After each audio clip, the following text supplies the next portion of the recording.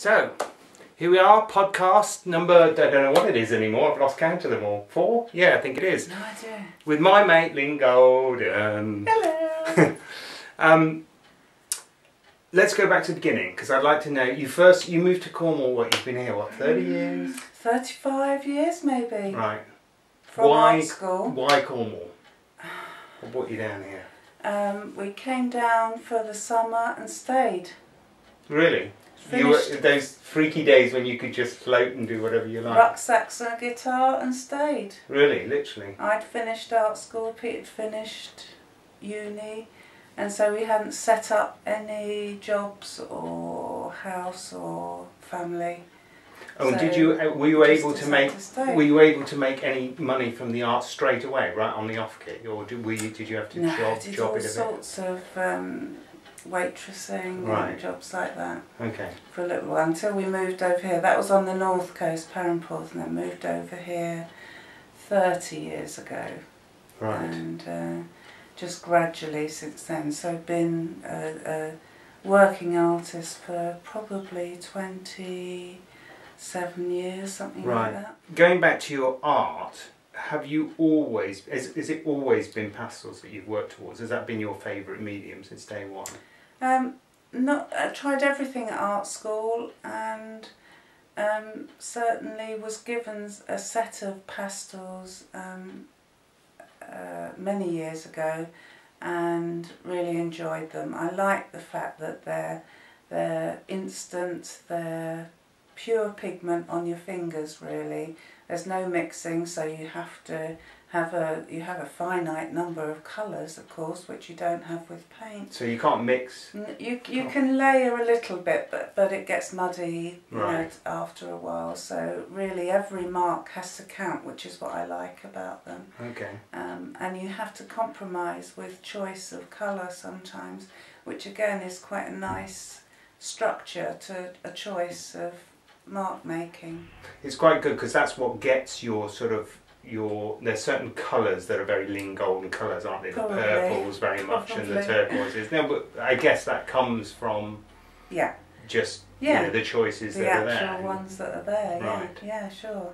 Do you use purples as a sort of a conscious decision, or do you actually see the purples? Everybody, you don't know how other people see things, do you? So you can't really compare. But what I would say is, if certain colours of sky, maybe anything, but let's take the sky. It's definitely made up of blues, pinks, yellows, different colours at different times. Yeah. So rather than just try and have one colour to describe the colour of the sky, I break up those colours and put maybe all of those colours and more next to each other separately, so then the viewer's eye is forced, without knowing it, to merge them together to make the colour that is there. Okay, and now you say that things get muddy if you use too many things on top of each other. Do you do base layers and things like that, or do you just start? Because I'm getting quite good at this art business now. I'm starting to understand there's this dark and light stuff going on, where you start dark and then you build up. As soon as you think there's a technique. Oh, okay. It's all out the window. Every artist works in a different way. They do, and yes, you probably have modes of working and processes more than you'd like to admit, but basically I would probably go about something by sort of composing what I want to get within those 4 sides. Because that newest piece, that newest piece you brought into the gallery, and I'll try and get a picture of this, and it will probably be on your screens now and you won't be looking at me if I'm doing this right. There's a newest piece that you brought in of the beach which has a lot more black in it, I noticed. Sort of like a ring and stuff like darker than what I would consider your usual beach scenes, which are quite bright. I quite like it because it's something slightly different from the norm. Yeah. So how did that come? It was just the way it was. Or?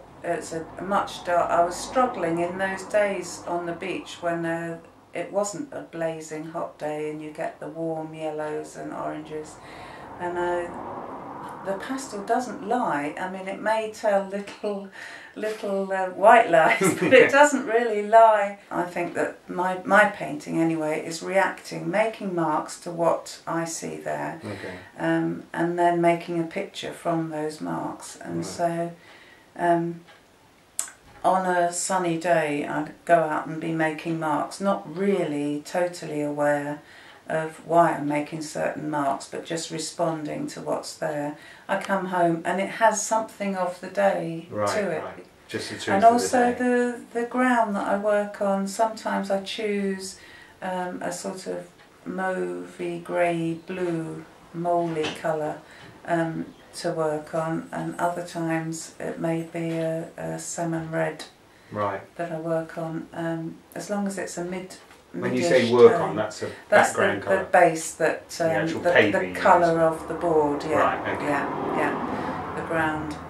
As long as it's a mid-tone, to work on white, every mark you make is only relative to what's already there. So if you work on white, and you'll have heard the expression fighting against the white. Right.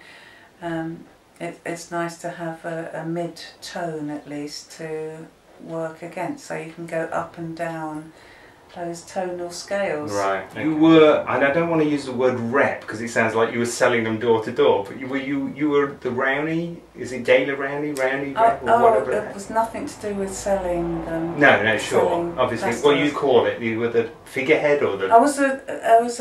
I tested pastels for them. Right.